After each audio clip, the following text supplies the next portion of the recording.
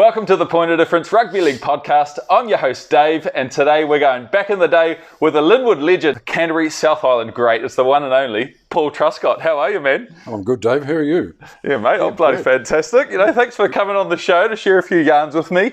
I've been really loving digging into Canterbury, the South Island Rugby League. I don't think it's had enough coverage over the years. So, great to get a guy who, was really prominent in the era you played in, the 70s and 80s, for Canterbury, the South Islands, and it's going to be great to have a chat about those.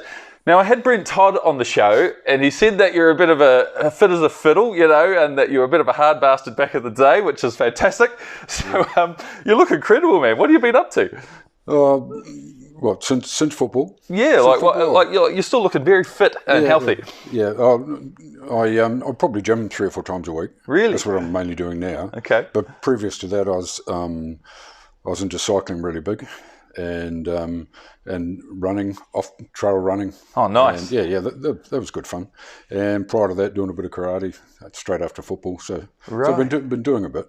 Okay. But it's mainly your gymming now. Okay, so I hear you actually won a national title for cycling in the year 2000. So it's a veteran 3 category. Yeah, vet 3, yeah. Right. So what did that involve? Oh, that was a good era because we took up cycling after football. Okay. In about the early 90s, Cliff Lenny and Russell Ward, both good Kia men, and they were cycling on a Sunday morning, and they go around. Just around, the Christchurch and end up down Sumner for a coffee and that. So lovely. I just joined them, and then, this is good. Yeah. And then got a bike, and then I started racing. Yeah. And then Cliff joined us, and Russell joined, and it just went from there. And then so we started racing. Okay. In Canterbury, and the racing was really strong then. It was pretty weak now, but the. Yes, so we started racing every week, and in 2005, I gave myself 4 years, so I thought, I'm going to get a national title here. Really? Yeah, and or 5 years it was, and as it was, I got one in 2000, which was quite cool. Amazing. Yeah. So it was a good effort. Hey, man, that's so cool. That's so cool. And you love the trail running. I love running as well. So I've done a lot of trail runs in my time. Do you get into that long distance ultra marathon stuff? No, the longest I done was a marathon. But they're pretty cool. It's pretty far. It's very good. Trail running it's just so good. Oh, I love it. You sort of throw time and pace out the window. Just jog and get up those bloody mountains and things like that. Yeah, it's quite cool because I was living out in Rangiora at the time. So nice. It was, I had the Ashley Forest up there. There was just a playground up there. Yeah, man. It was just because everything, half your run's up and the other half's down. Oh, the downhill bit's good. Yeah.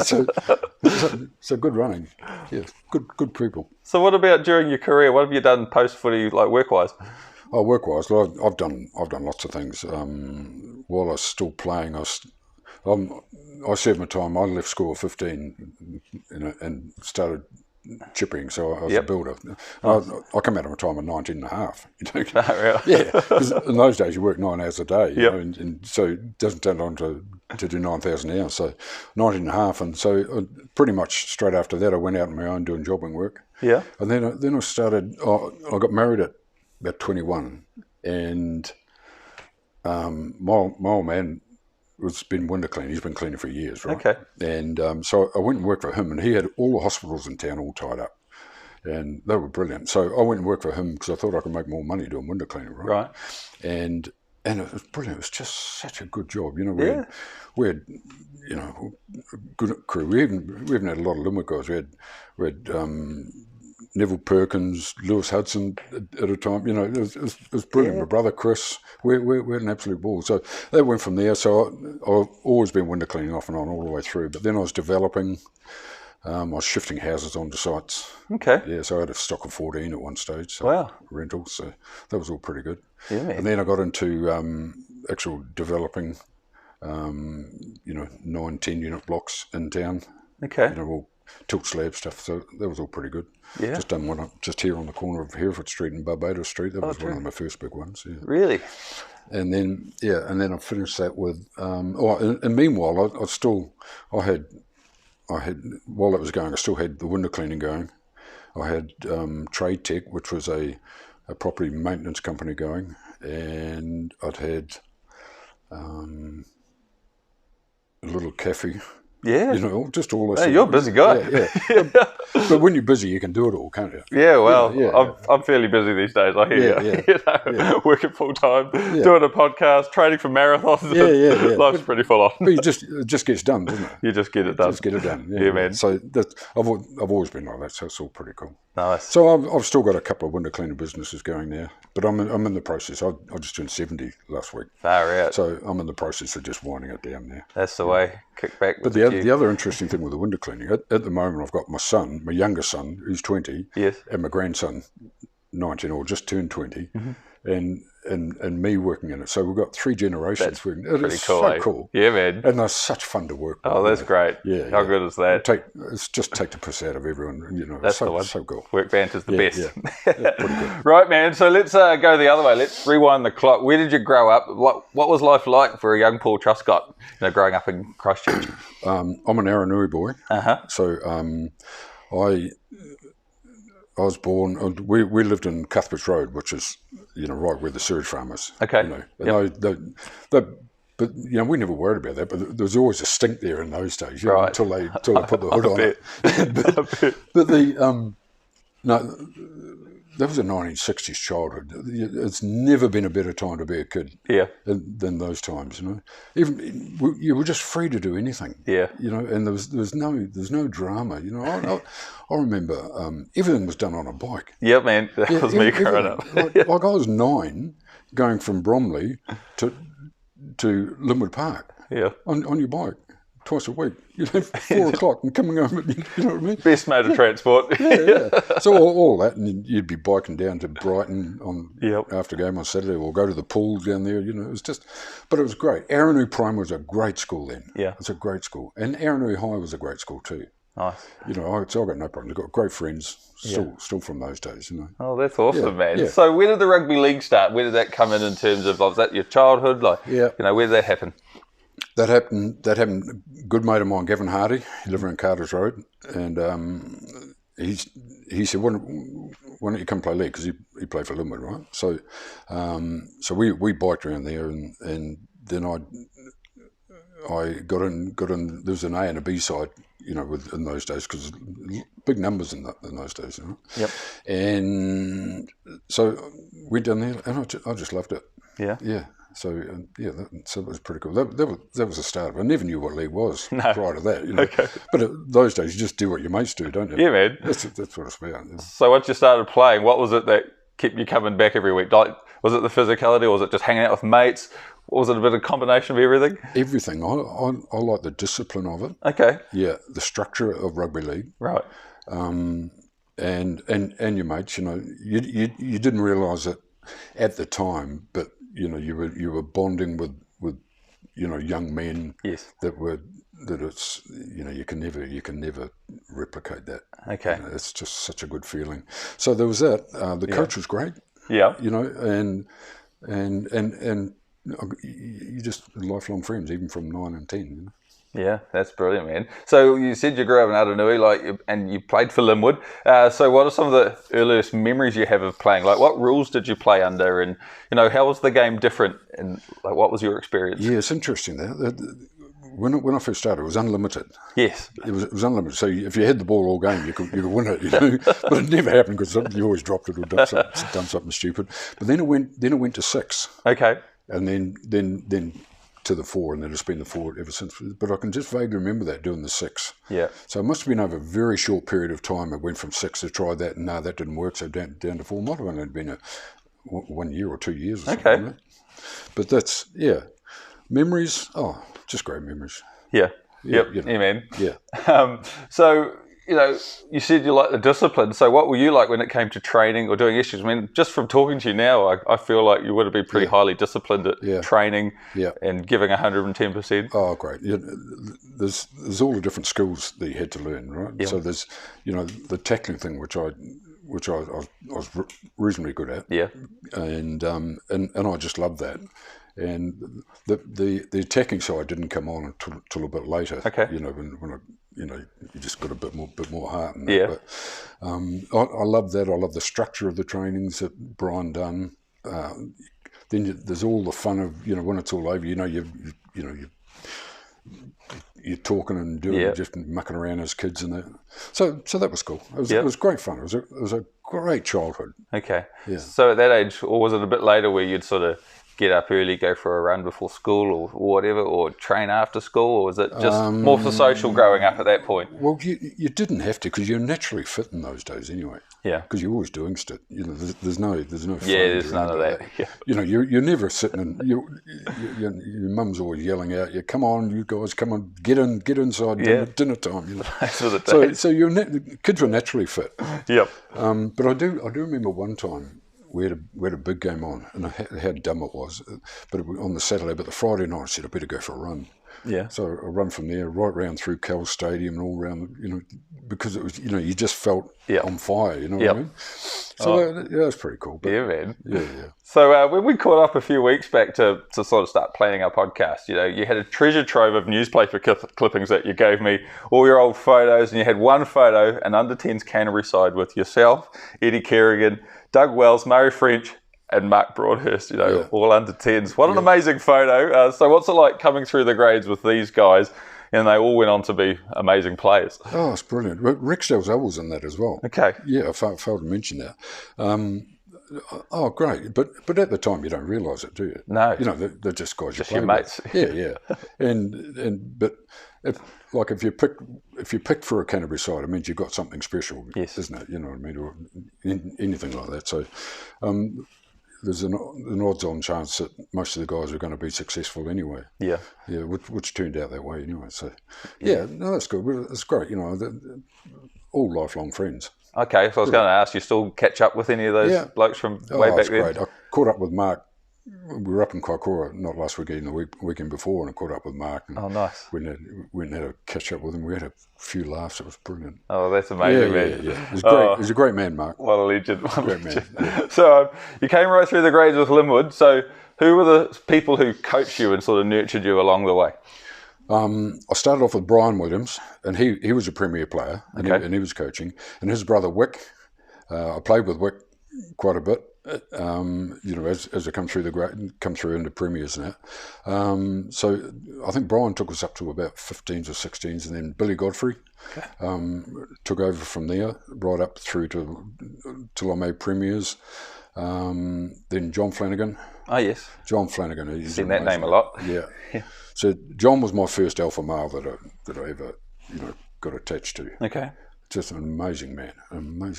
You know, I'd take a bullet for the man. He said, "Really? Yeah. Far out." So and then the Russell Ward. Russell coached the premiers for a few years. Yes, he was good. And then when I made Canterbury, it was Trevor Bisman was my first coach. He was a funny man. He was a good man. Great man. And then Gary Clark. Yes. And then Cess Clark from the coast was with the South Island. Yeah. And lastly was Ray Haff. Amazing man. Great list of names. Yeah. Oh, yeah. I mean, I was blessed. Yeah. But it was like that. You know, you could have anyone in those days, and they're all good men. You know? Yeah.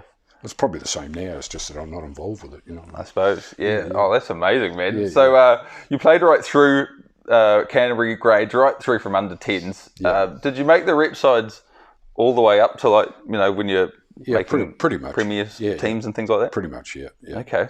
The right up through the 17s, I think they had two teams in the 17s. Well, I captained the B side, but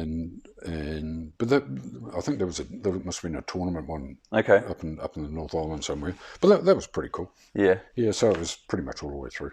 So there must have been lots of kids playing back in those days. You know, to have two sides and A's and B's. Two sides, and like all the grades. Yeah. So that's like a big difference to now. I think so. Look, when I finished football, I looked after the schoolboys from Linwood, for 5 or 6 years, probably even longer, and we had to make sure we had 4 7-year-old teams starting. Really? Yeah, because by the time they come 15 or 17, the attrition rate was that bad. You end up with one team. Right. But we were very successful in that period. Yeah. Because when I was looking after them, I made sure every kid had good coaching. Okay. Good coaches. If the coach wasn't successful, I'd replace them, make sure, because it's not fair on the boys, is it? It's years wasted. Yep. So, that was interesting. But we were successful in that. The year I stopped that, I think it must have been around when I started cycling, about 94, 95. Every team in that Linwood made a grand final. Okay. That's just with the strength and power and numbers. Power and numbers. Good. Well, it is a numbers game, isn't it? Yeah.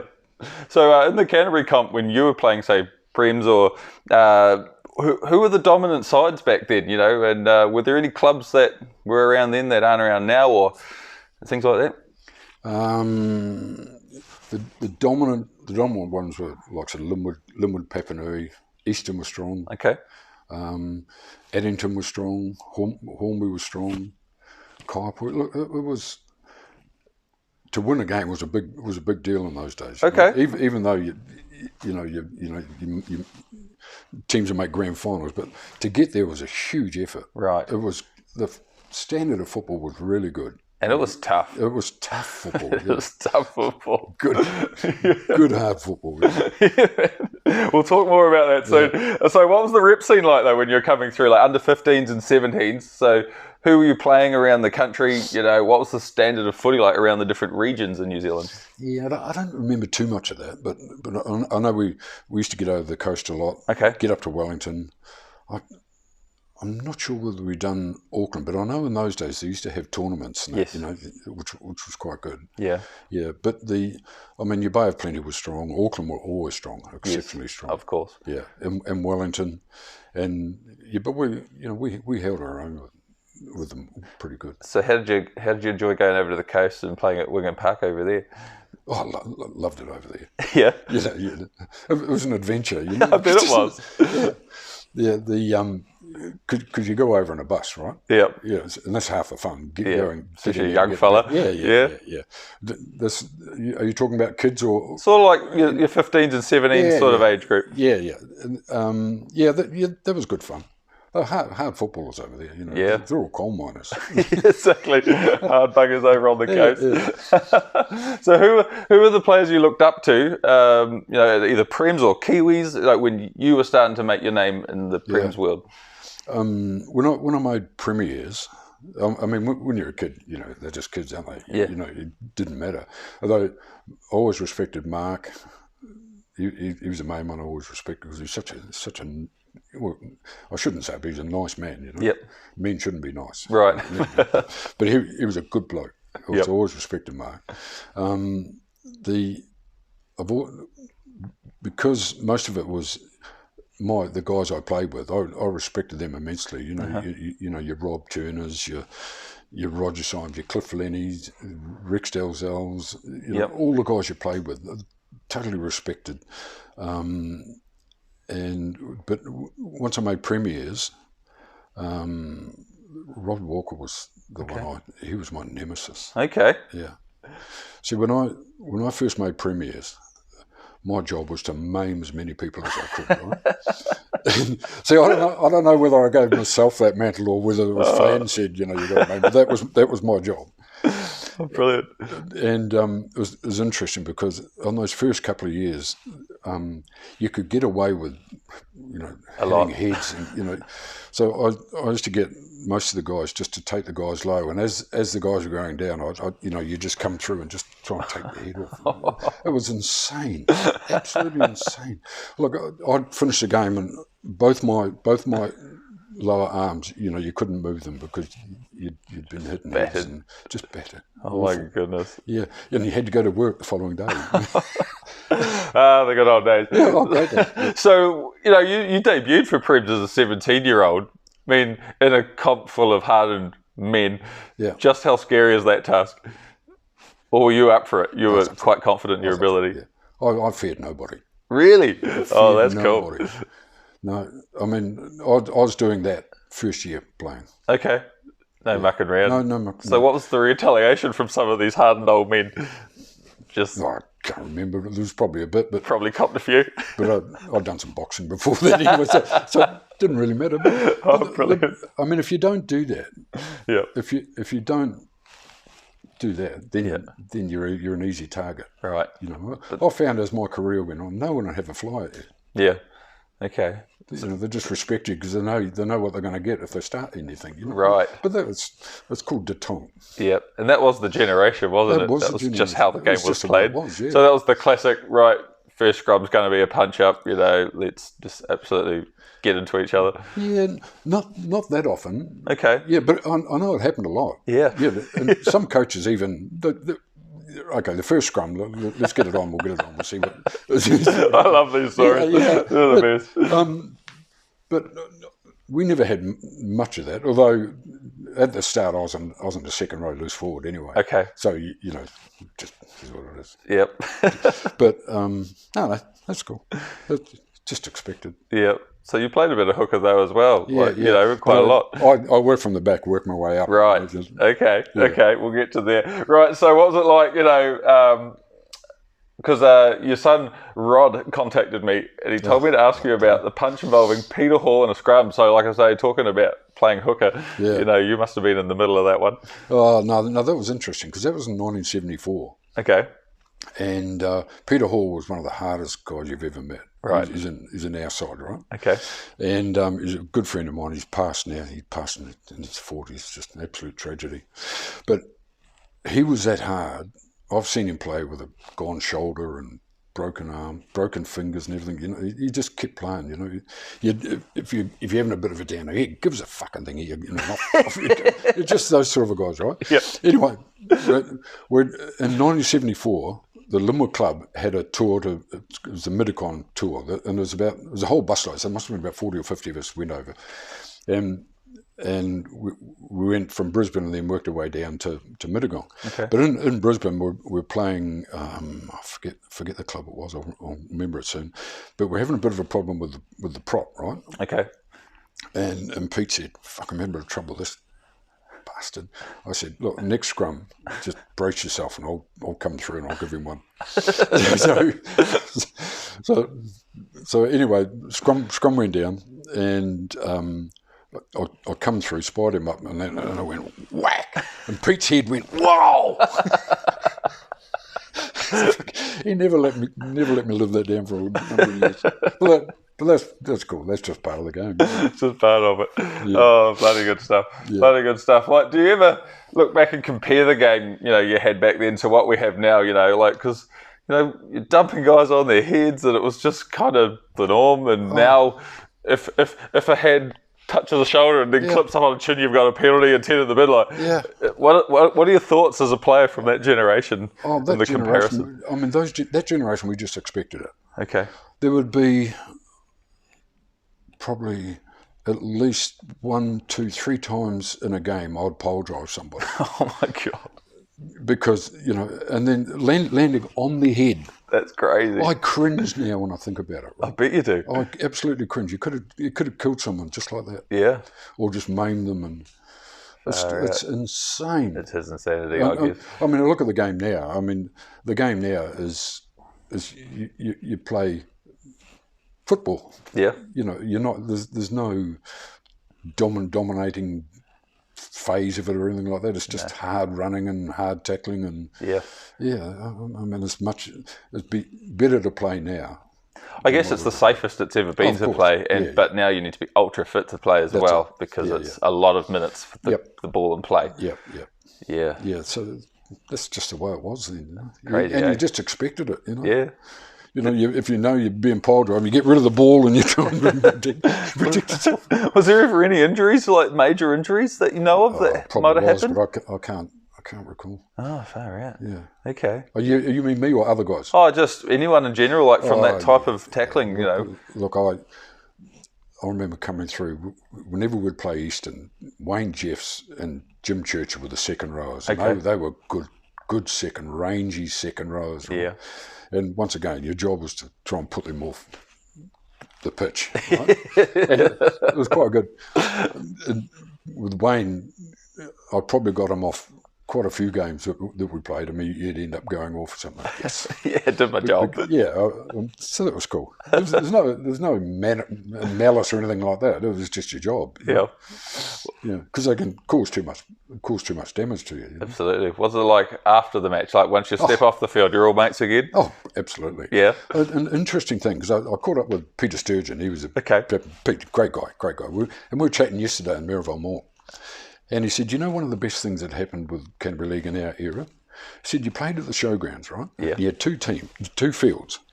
You had an early game and a late game there, and an early game and a late game there. Right. So you had 8 teams playing. Yeah. And after that, you all go upstairs. How good? Oh, how good's that? It's so good. Yeah. And it's dead right. Knock a few back. Yeah. That's the way.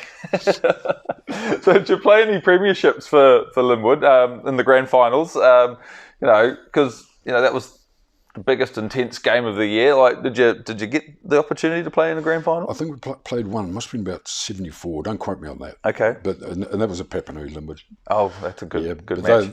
They just dominated us. Okay. Didn't get the win. Yep, they got the win. They got the win. Yeah. Okay. The interesting with grand finals, you either win them by 100 points or it's 11-10 or something like Absolute, that. Yeah. Nailed by that. Yeah, one team.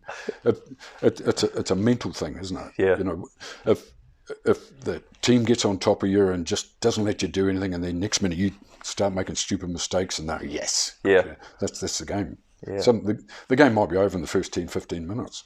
Yeah, when I think, say, NRL grand finals, like all the memorable ones are either blowouts or they're just, like you say, so tight, 2018, 2019, last year's grand final, Nathan Cleary puts on a masterclass and, they win by 2 points. It's crazy, It's amazing. It's a good stat. But that's the dominating thing, right? Yeah. Yeah,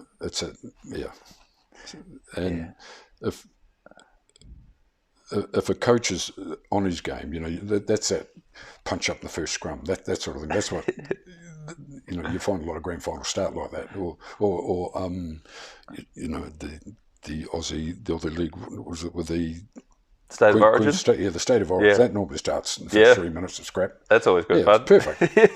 Is that to try just put the opposition off and try and get that mental game over the top of them? Yep. You just got to make sure you come out on top. Yeah. And then you're on fire. Okay, so for that Linwood grand final, was it a case of they got over the top of you physically, or was it quite an intense battle out there? I don't remember much of that. You've got to remember it's 50 years ago. Yeah, a long time ago. You're doing well. Doing well. There must have, but I mean, you had Rod Walker there. He's just a stunning individual. Yeah. I could never get him. Really? Never. In all the years until he retired, he'd always just take that step back. If he knows it was coming, he'd just be deeper or the pass would be gone. He was such a good player. Just great intuition. Yeah. Nice. Much respect. And I've told him that too, Oh, good. Yeah, good. Brilliant.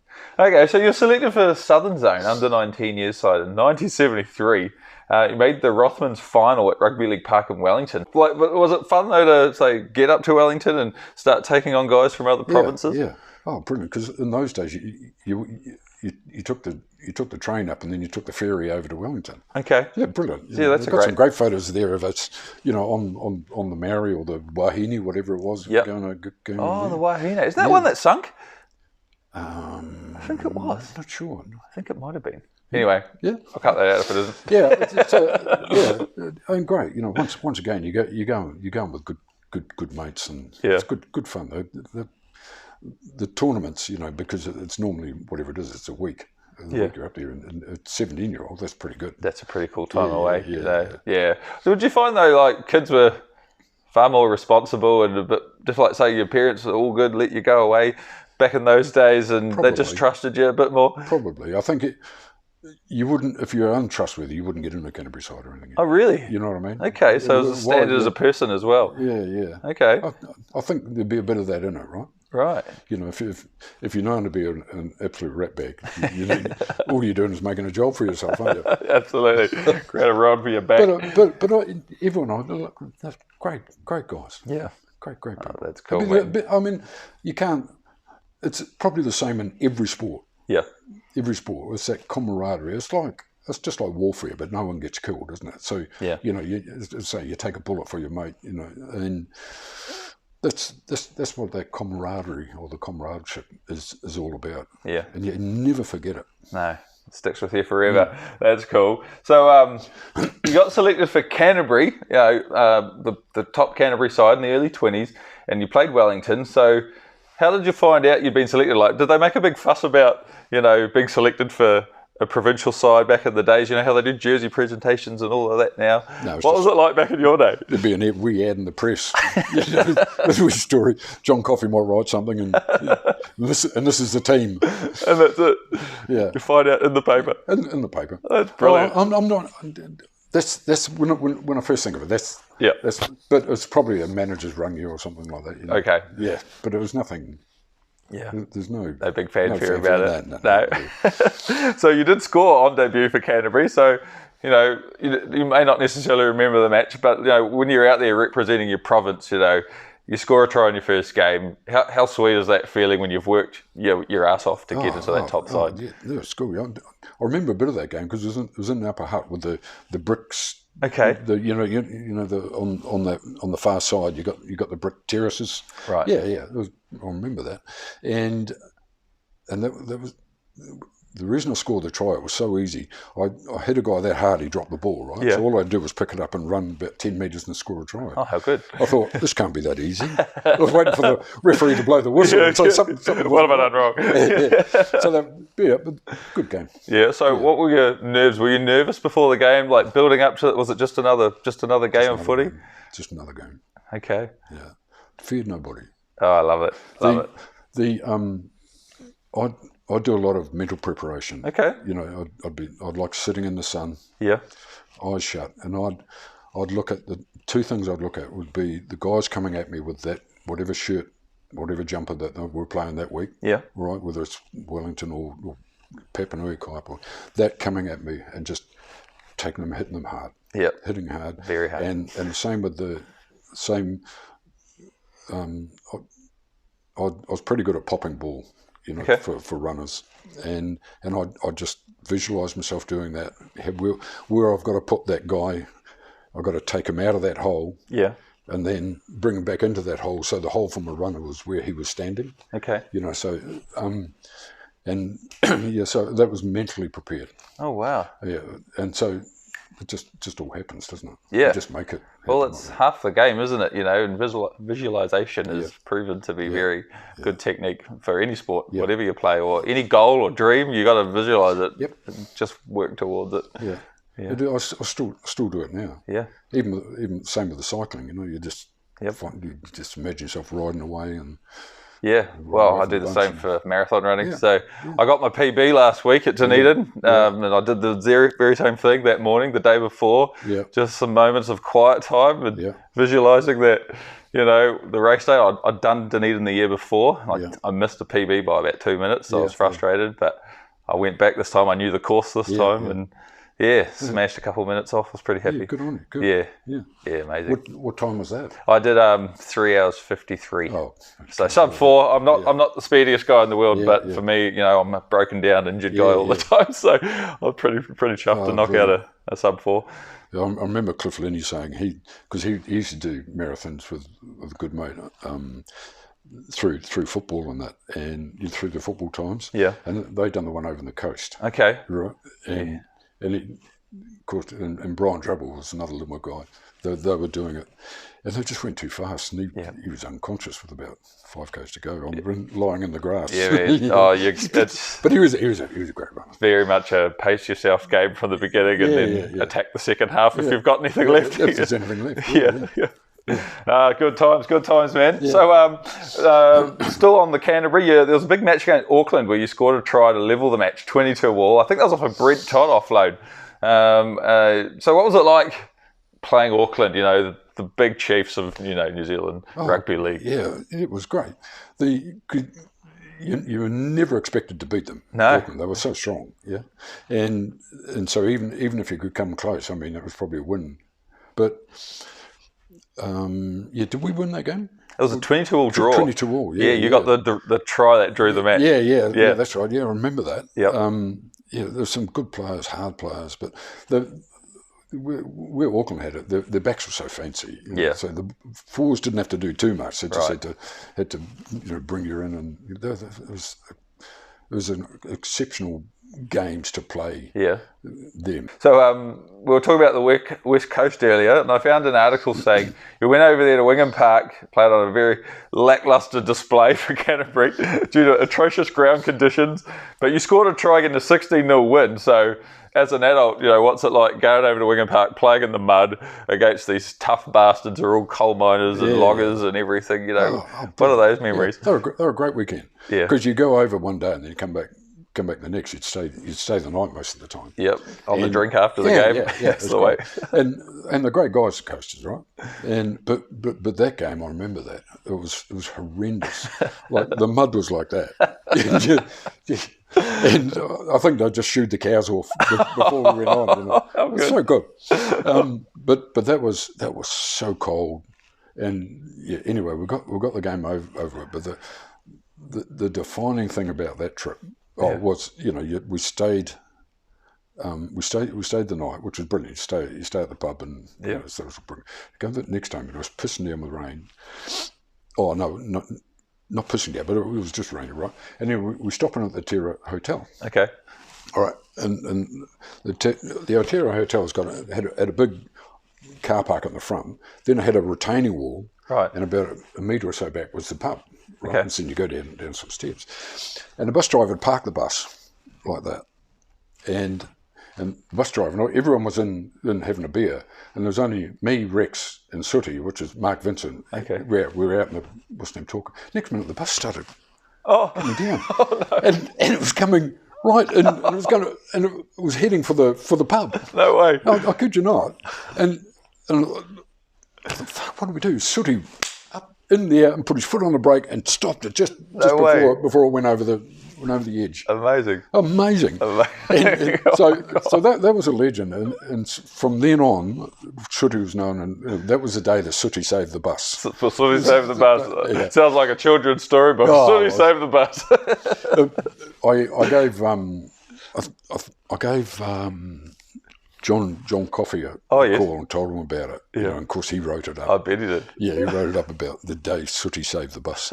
and apparently, and I was just talking to Mark at a Karaki last weekend, and he was saying that the bus driver got sacked the following week because he left the handbrake off or something. Left the handbrake off, but he's in having a beer. It's just what you did back in the day. Yeah, but God, could you imagine it? The bus crashing into there. What do you do then? You've got to stay at the pub, I suppose. Oh, that's rough deal. Yeah, but that's cool. But that game, they're horrendous. Yeah, it's just plain and shit, really. Going down in folklore. Yeah. Good old coast trips. So you also played for South Island in the National Inter-Districts Championship, and you're in the front row with Mark Broadhurst and Alan Rushton. So what's it like going into the front row, alongside these two great men? You formed like the front row for Canterbury. I mean, how good's that? Oh, that's cool. Yeah, I mean, you wouldn't get a better front row Not really. in New Zealand at the time, Alan was a hard man. Like he wasn't very tall, but he was just hard. Yeah. Dirty. Like he perfected the coming over top as well. You'd hear it coming. Whoosh. but that's cool. Mark was just God. I was watching. I didn't realise how good Mark was. Okay. Right? Until I watched a couple of games, the Kiwi games when he was playing Aussie and that must have been, I don't know, when did he make it? The mid-80s? He would have been in the 80s. Yeah. And I didn't realise how good Mark was.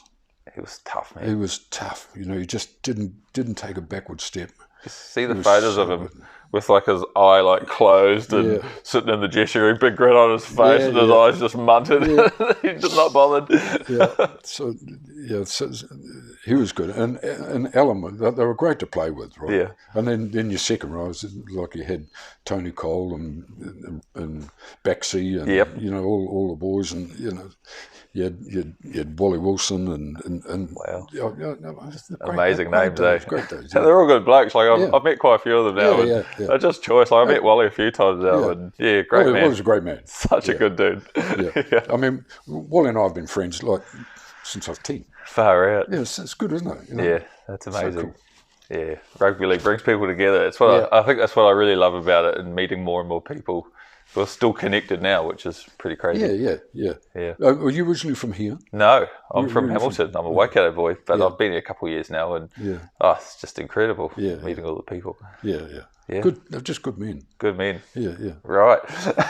Your form for Linwood and Canterbury saw you selected for the South Island team to take on the touring Kangaroos in 1980, the famous Addington Showgrounds. So when did you find out you'd made the side, and how special was it to be selected for the South Island side to take on the Kangaroos? Oh, they're all special, aren't they? Yeah. You know, I'm not sure whether that. I was probably in the South Island side anyway. Okay. Before that was done. Right. But Sis Clark was coaching there. He's from the coast. Right. He's passed now. But I see there's a hut, the Sis Clark hut, up over there somewhere. That was named after Sis. So good guy, Sis. But that was a good game. I mean, you weren't expected to win that. How amazing was it to be selected for the team, specifically to take on the Kangaroos? Because they're touring and they've got all the big names, and you're going into battle. You're not a Kiwi side, you're a South Island side. Yeah. And you're going into battle against the guys like Tommy Raudonikis, John Lang, Ray Price, and pretty big names of the day. Oh, I mean, the one thing I realised with that is, you expect them to be 6'5" and 200 kgs, but I was surprised how small most of them were. You look at Ray Price. Ray's not big. Okay. John Lang's really small. Yeah. All those guys you mentioned, they're not big at all. So what was it about them that made them so incredible? It's just the skill factor. Okay. Yeah. They're just such exceptional footballers. Right. But I'm not saying they were small, but I expected them to be a lot bigger. Yeah. Interesting. Yeah. Yeah. I guess the skill factor, speed. That counts for a lot, in the game. They'd get through a hole that big. Exactly. Exactly. So what was the battle like against Johnny Lang? 'Cause you were playing hooker, weren't you? Yeah. Yeah. So did you manage to out-hook him on the day? Yeah, out-hooked him. Yeah. That's the one. Yeah. So I wasn't because I'm so tall. Yeah. In those days, you had to hook the ball, right? It's not like now; it just gets put in. Those are the great So you days. had to hook the ball, and I beat him comfortably because I'd get Rusty right in behind me, and I'd have lots of spare feet that I can just and you strike in front of him at the prop, so you're going to get the ball. Yeah. You know what I mean? So it's got to come back this way. The best one was the last scrum. We had to win that. Yeah.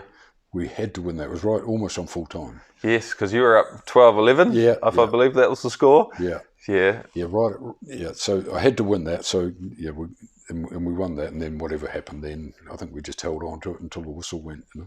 But that was so cool. What a win! To beat Australia. And Kiwi sides were losing to them. The whole South Island team. I mean, you had a great side. Let's be honest. You had a great side. But it's pretty incredible to knock over Australia on any occasion. But once again, that's that mental thing. They're on tour. The plan of the lowly side. Exactly. They don't think about it. You go up there and you hit them hard, and then you keep the pressure on. Next minute they start making mistakes, and then they start bitching, and you know what I mean. And of course we grow 10 foot tall. Yeah. And that's what it was, And at half time, we can win this. Yeah. And you're just feeling like, man, we're in this big time up to our necks. Let's do this. Jesse scored the try, and Kevin Franklin scored the try, and it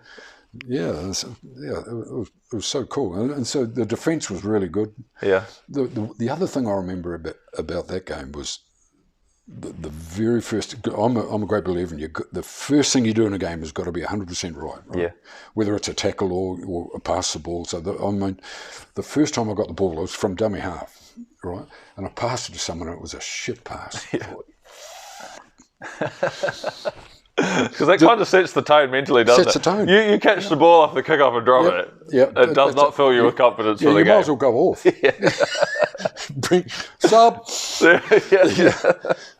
Oh, funny. So that was interesting. But anyway, because you you just click back in straight away. But it's interesting the things you remember of the game. Yeah. And I remember that and that last scrum that we had to win. Not about knocking them over, knocking them senseless, or them hitting you hard. None of that. You don't remember any of that. Interesting, isn't it? Yeah. And especially because, like, I guess the scrums back then, you did compete. So it was like imperative, like, we need to retain possession. Yeah. I mean, you can't win if you haven't got the ball. Yeah. That's what annoys me about the rugby. Yeah. You know, every time they get it, they'll kick the fuck. Oh, don't even get me started. I mean, the forwards have worked so hard to try and get the ball, and you give it out and they kick the thing. Little private school halfback or the 5'8" kicks it out. First 5 years. You can't win the game without the ball. No, you need the ball. Yeah. I remember I did watch a lot of rugby growing up, so like we're talking, you know, the early and late 90s, so that whole 90s era, Andrew Mertens and Sean Fitzpatrick and Christian Cullens, and they played an amazing brand of rugby union. Good football. That's probably the best period for me of my lifetime. I remember rugby, and it slowly declined ever since for me. Yeah, but it was exciting. There was some great tries because it was an open game back then. It was really good. Yeah, no, it's cool. Yeah. That's cool. Yeah, man. So Australia did get their revenge, though, 1985. A few years later, Mal Meninga scored 24 points on his own in a 56-0 demolition of South Island. So it's safe to say they came back sort of wanting revenge? Yep, absolutely. You would, wouldn't you? Yeah, and fair enough too. And I mean, you'd expect them to win like that. I can just vaguely remember that game. But you know, you're sucking off the back tit from the whistle. They had Steve Roach, Benny Elias, Wally Lewis, Des Hasler, Mal Meninga, John Ferguson, Steve Ella. Wow, some of the greatest names of that whole era. Hey, I remember that the game prior when they come over here. Russell Ward was coaching us, and he got who were the guys? Who were the guys that played in that previous game? So Tommy Rodonicus, John Lang. Who was the other man I mentioned? Let's have a look. I had Ray Price. Yeah, Ray Price. Yeah. Yep. Yeah, Russell had Tommy Rodonicus and Ray Price come to our training on a Thursday night. Really? Yeah, at Linwood, right? And Ray Price, he was so good to listen to, and that was the mental thing that he done. Yes. But he said a couple of tricks that you want to try. He says when you've got a guy tackled and you've got him down and you got him on his, you just run your sprigs down his calf. Brutal. Never forget that. That was brutal. But wasn't that good of those guys? Yeah. Good of the guys to come down, just to club guys and have a chat. That's pretty cool. Good. And he was in his heyday, man. Yeah. Like they'd just, in that dynasty of winning 3 premierships in a row, like. And there's nothing of him. No, it's just hard, hard and skilled. Yeah. The guy I respected in those guys was Brad Thorne. Oh yeah. Yeah, because when I was living in Brisbane in 2000, and I was living right over the road from the Brisbane club in Waterworks Road. Okay. And I'd be gymming in the gym, which was 100 metres up the road, and he'd come in there, and he just works hard. He's a unit, eh? Yeah. Apparently he used to go down even before training. If it's 6 o'clock, he'll be down there 5:30 doing all this stuff. Just dedicated, and you can understand why he's such a good footballer, and even to make an All Black. Yeah, he was one of the best locks they've had. It's crazy that he could switch codes twice and make the highest level each time. Yeah, crazy. A lot of respect for that, man. Oh, 100%, man. 100%. In 1982 and 83, you decided to pack up the family and move over to Gold Coast in Australia. So what's the reason for the move, and where did you end up playing footy over there? My young fella, PJ, was 4 years old, right? Okay. And he had 1 year before he started school. And I said to Anne, let's get over the Gold Coast for a year. Okay. Just for a change, right? Yep. I just finished building a house in the front section down in South Brighton. I had a back section, so I built a big shed on, and all our gear went into there because I'd sold that. Yep. And we went over there for a year. Nice. Great. Absolutely great. Yeah? Yeah. Because my brother was over there. Okay. Yeah. And, but with the football-wise, Yeah, the Narang Roosters. Okay. I caught up with over there. Right. And played. I don't know. Played half a dozen games or something for them. That was in 20.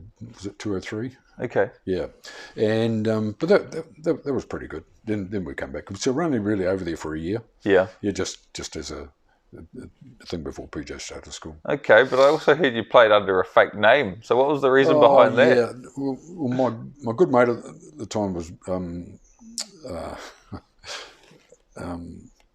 Bruce Kane. Yeah. And I thought, so I can remember the name, I'll call myself Paul Kane. I didn't because I didn't want to have to go through the rigmarole with the New Zealand League and get transfers and all that. You know what I mean? Because I knew I was only going to be there for half a year. Okay. It wasn't worth the hassle, you know. So that was it.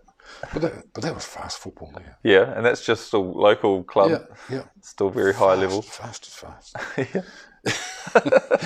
It's interesting, isn't it? You know. No thoughts about staying there at the time permanently, or always come back to New Zealand? I did in 2020 because I still have my kids here. Okay. Yeah. But I'd had another young one, young Jack, and so he was only young one at the time, and I could have stayed there, but I thought, I better go back because my kids were still back over home. Right. And so ended up coming home, and within a couple of weeks they'd popped over. They ended up living in Sydney. Okay. So you come home to that guy. Right. But that's life, isn't it? Yeah, it is. So was it always the plan to get straight back into footy with Linwood when you come home? Yeah. Yep. Yeah. Straight back in? Yeah. No mucking around? No. Yep. So 84, you were the captain of brilliant Linwood side containing a trio of brothers in Nigel, Craig and Brent Todd. So what's it like to play with those three larrikins? And, did you enjoy being captain as well? Yeah. Captain's good. Yeah. Brent, I don't remember Nigel playing much, but Craig was a good second row. Uh-huh. Yeah, good. Just rangy and hard. And Todd's just Toddy. You know? He's Toddy? Yeah, Toddy's Toddy. He hits hard.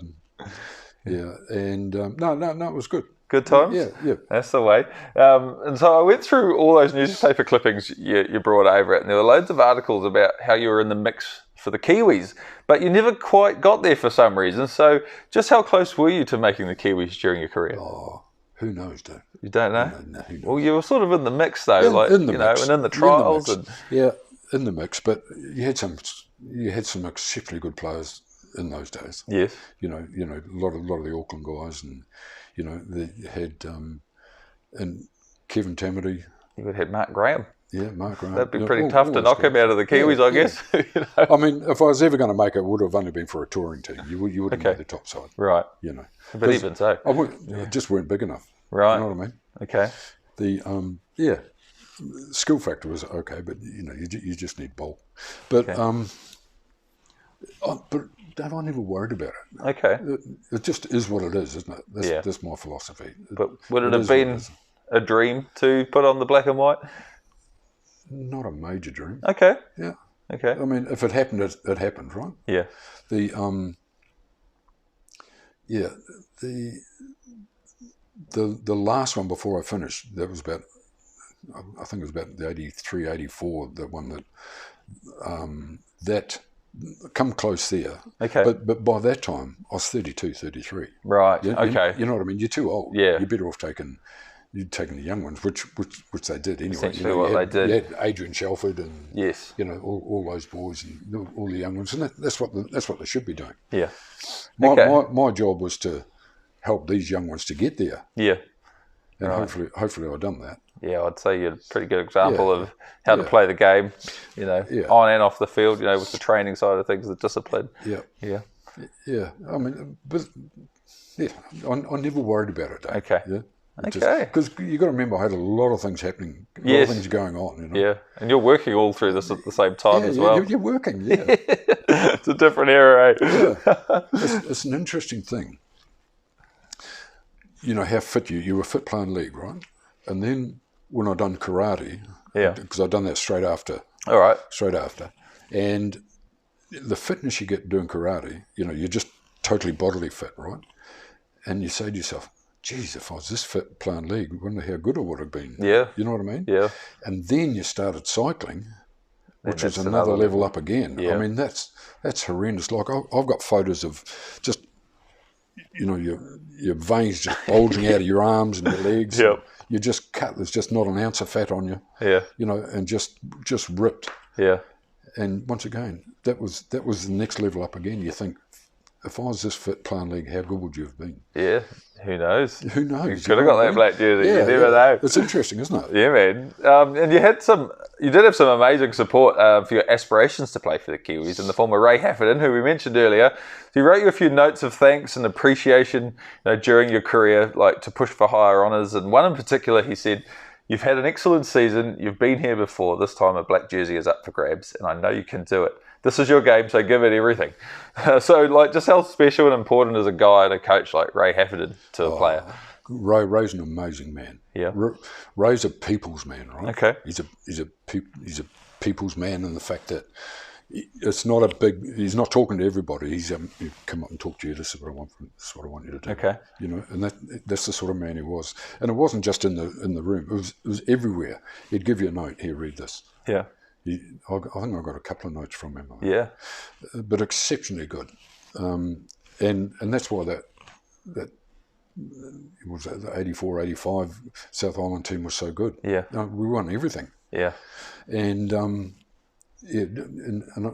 I'll give Ray the credit for that. He was exceptionally good. Yeah. I remember that night, and that was the last trial before, before the Kiwi side was picked, right? That's right. I never went off once in my whole Premier career with an injury. Yeah. But I went off on that game. Oh, you're kidding. Went over on my ankle, right? Unbelievable. This was about 9 days before the team was picked. And I thought, that's me gone. Yeah. And it was, as a matter of fact. But the interesting thing was, you think it'd take you 2 months to come right in that. They put me straight into a physio. Yeah. And he put and then he put a boot on me with the pulsey thing. Okay. Exceptionally good. I was playing again within 2 weeks. Nice. It's astonishing. Yeah, I need something like that. What he done. Yeah. for my made of glass body. Yeah. I mean, they're the only injuries I ever got was your ankles, right? I was strapped up like a racehorse every game or every training. They're good now, but...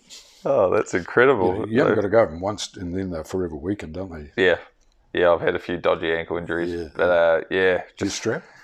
No, not so much now, but I went over a gutter. I was running at night where I used to live in the North Island, and I went around this sharp corner on just a street, like a residential street, and there was some roadworks or something they'd been doing on the footpath. It wasn't coned off or anything, and in the dark, I just made it out in the dark from the street lamp. There was this massive hole in the ground, and I had to take evasive action, and I went over the gutter. But there was a car coming and I slipped and it was dark and rolled my ankle over and just munched it to bits. And I literally had to drag myself off the road back onto the footpath.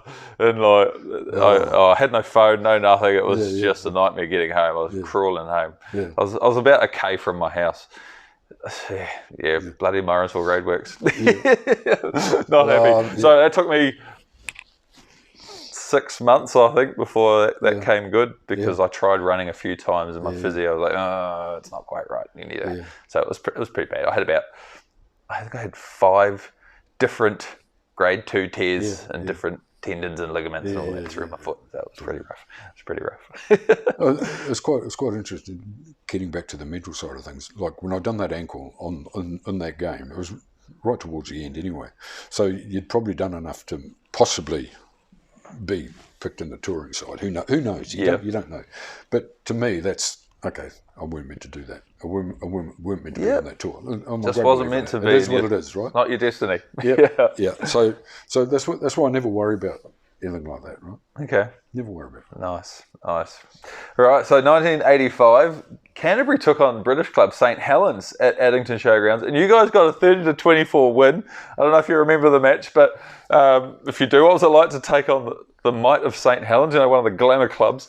And I find that Addington Showgrounds has this amazing history of local sides beating big sides. Yeah, it's good. I don't remember much about that game, but I remember having a look at a clip and I've seen moved in with St Helens, but I don't recall much about it. But yeah, the Canterbury got a great record, or they had a great record with.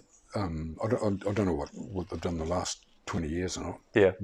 Hopefully they're all pretty good, but yeah, we're very successful club. So you've got to remember, we'd have a Canterbury game there. Whoever come down, the grandstand would be full. Yeah. Chock-a-block. Yeah. And that was never done. And I think in those days, I can't remember what game it was. It might have been the Aussie game, or there was well over 5,000 people. That's so good, eh? Yeah. Those were the days where provincial league was the highest level, unless it was the Kiwis or a South Island game. Yeah. So, you know, that's what people went to do on the weekend, was watch the local footy. How good's that? Yeah, it sounds good. Now, I read that you had an extremely good run through your career without any injuries, which we actually just talked about, and you were moving into more of a coaching role. So was that why you decided to hang up the boots at the end there? Towards the end, I'd had enough. Just had enough? 33. Enough. Yeah. I moved into, I coached the Premiers, Limwood Premiers the following year, but wasn't that successful. Had a lot of injuries, and so I had to end up playing. Player coach. Okay. But it was good in the fact that Alan Rushton came over from Eastern and gave me a hand. He came and played. That's handy. He was strapped up like a racehorse. He was older than me, but it was just, that was it. I said to myself, no, coaching's, it's not what I'm here for. Okay. So I just done the 1 year. Yep. And that just is what it is. Okay. Yeah. All right. So again, your son Rod contacted me with a few things, and I was told that his early memories as a child are of you being involved with the Linwood Cares down at Linwood Park on cold winter's nights, playing and coaching, and he used to look up to the old players who used to coach and that bloody stinking changing room. Like, do you remember those times of taking your boys down and having footy a part of their upbringing and their culture essentially? Yeah, it was brilliant. It was full on all the time because I had 4 kids. Yeah, I've got 5 now, but I had 4 kids in that era, and trying to run businesses and that, and then football, and then you know what I mean. It's just full on. But I just loved it. Yeah, loved coaching the kids, and it just gives them a good grounding. And I mean, I look at all my kids. They haven't given me one day of grief. That's amazing. And it's because you've either done a lot with them and. Well, you've been involved in their life, so they feel secure. They don't need to go rebel and do all that stuff. Yep. Yeah. So that's part of it, isn't it? Yeah. And they were good footballers in their own right. Yeah. Rod when he was younger was average. Yeah. Yeah. PJ was fast. Younger fella Nick, he was exceptionally good as a young fella. And then when we went over we left South Brighton in, I must have been the early 90s, and moved into Aikman Road in Maryvale. And so he played rugby for Christchurch Club. Okay. And I think he made Canterbury side in the first year. Nice. Yeah. But the trouble with that, because he's only young, he's only 9. He could tackle good because he played league. Yeah. Then once he played rugby, he didn't have to tackle. So his tackling went shit. That's just one thing I remember. Yep. Oh, funny. That's funny. But no. Great fun. Great fun with them down there. And it's not only my boys. I mean, there's 100 kids down there. Yes, the whole community. Yeah. And when you're looking after them and coach, when you're looking after the whole club, the boys section, they looked up to you. Yep. I remember in those days when I was looking after I retired, the warehouse had just come on the scene, so you could buy cheap toys, for $3 or $4. And I used to spend $30 a week, and I'd go down and I'd have them on the table after the games. Yeah. And they'd come back for the player of the day, and they'd get to come up and choose the player of the day for each team. Yeah. Because the club rooms was chocker. Yeah. And you know, so that must give them good memories, you know. Absolutely. Yeah, I mean, that's yeah. like putting back into your club, Yeah. you know, and it gets more people in, and it Yeah. just creates that amazing environment. Yeah, Yeah, that's really cool, man. yeah. Kids are great. Kids are great. Kids are great. Yeah, man. So you said so you, as you said, you coached both your boys, Paul and Rod, and Rod's team went to win the 1996 under-15s grand final, and you also coached Rod in the under-13s Canterbury development side. So you know, you're proud to have coached both your boys, you know, coming through these sides. Yeah, yeah, brilliant. Yeah. What can you say? You know, Yeah. It's all good fun. You know. Proud moment, though. Yeah, good. Yeah, they were absolutely. Good. Never let you down. That's the way. And Rod also mentioned you went over to Sydney for his last A-grade game for the Willoughby Grand Final at North Sydney Oval. And even though they lost, having you there and involved in the build-up to the game was the proudest moment of his life, and that it was all the knowledge and skills you taught him that pushed him to the level of footy he got to. So how does that make you feel as a coach and a father to hear these words from your son? Oh, brilliant. See, the other thing too, Rob was the captain of the side. Yeah. And he and my young fella Nick, he was playing in the game too. He was a reserve, and they just make you so proud, don't they? Yeah. It's just I'm really stoked. It was a great weekend. Sounds like you got a great relationship with him. You know, when he contacted me, he was very keen to give me some info and he would. a few bits and pieces. But I think that's a real testament to yourself, you know, as a dad. So that's pretty cool, man. Oh, it's good. I mean, the beauty of it now, Dave, like they live in Sydney, but it's just like they're here because on the phone you're talking to them anyway. Yeah. You see them, can't you? Yep. They're brilliant. Because I got PJ and Rod, they both live together. Yeah. And Nick's got a nice lady, but they're always together. They're always doing something. Brilliant. Yeah, so good. Yeah, that's cool. Yeah. That is nice. So he did give me a bit of dirt on you as well. Now, he told me to ask you how it came about that you own the most renowned brothels in Christchurch. And he said it was a rather interesting upbringing for himself. Yeah. You know? Yeah. 89, I bought my first parlour off Blue Magori. Now, Blue was a masseuse with a rugby team. I'm not sure what club it is, but a lot of guys who know Blue. He's world famous in Christchurch. Right. And so that was the ladies and gents health centre in those days. Right. So it had a gym and a brothel. Right. So I just gutted it out and just turned it into a straight brothel. Okay. Called it JoJo's, and that ended up the busiest daytime parlour in Christchurch. I bet. And then a year later, I bought the Carlton Lounge, which was in Salisbury Street. Oh, yep. Yeah, right on the corner there now. Both buildings are gone now, but that was cool. Yeah. Bought that off a notorious guy in Christchurch, and just redone the thing all up, and so that's a great game. It's a great game, the parlour game. Right. Yeah, it's a laugh a minute. Okay. You know, and I mean the girls we had, they were just fine. Yeah. You know, they were just like you and me, just trying to make a living. Yep. It's as simple as that. Simple as that. Yeah. Yep. Never had any problems with them. Yep. Okay. Oh, cool. Good. You know, you treated them right. Yep. Yeah. Never tried to steal off them or anything, and they never done that to you. Nice. They were so loyal. Yeah. Yeah. I was saying it's interesting, you know, got to swing by and as a kid, you know, pick up the takings for the night or things like that, you know, total different upbringing, I guess. Yeah. What an experience. That's right. Yeah. I mean, it made no difference to our home life. To me, it was just a business. Just a business. 100%. Yeah.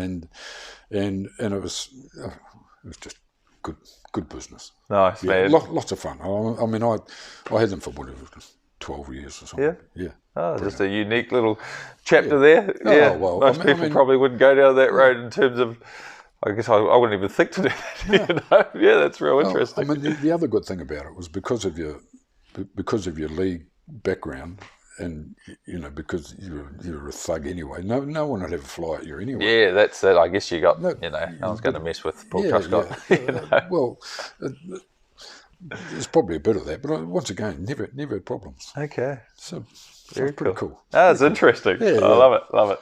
So I also, we talked about earlier the karate. So where did the karate come in, and sort of how far did you go with that? Not that far. Once I finished with football in '86 was last. I started that. It must have been '87, '88, '89, but for about 3 years. Yeah. But it was good. Did you like sort of make any national tournaments or win anything? No, but I had quite a few fights. Yeah. And always beating guys with higher belts than you. Really? Yeah. Okay. And it was quite good because we used to have team fights as well. We'd have 4 in our team, and then another club would have 4. And yeah, we used to win them all the time. No? Too easy. I was even fighting black belts, and I think I only ended up green belt. Yeah. Yeah. So yeah, it's just hard. You're just a hard bugger. You just are. So when you look back at your career, is there any one particular thing that stands out that above the rest?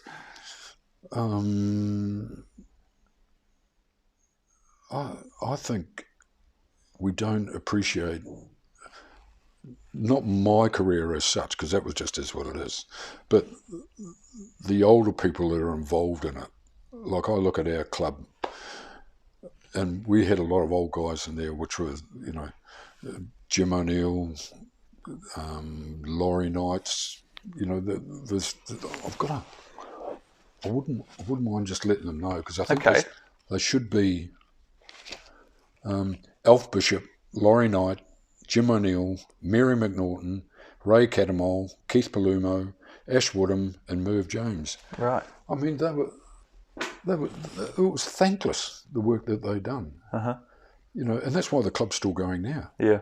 And I'm sure the clubs that are still going, they had old guys in there that used to do that. Yeah.